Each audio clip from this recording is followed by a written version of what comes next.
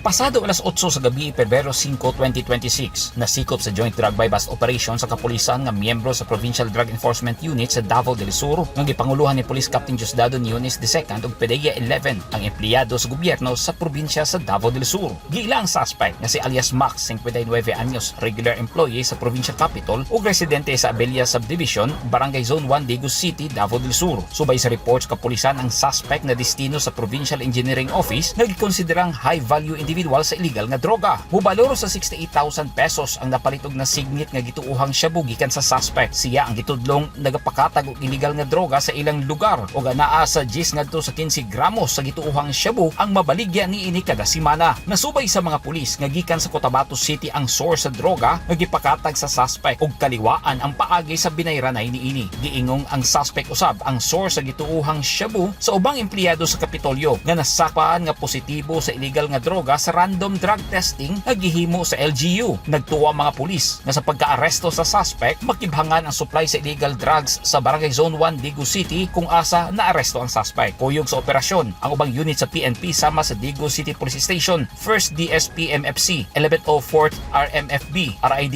11, PIT Davao del Sur, PIDEG SOU 11.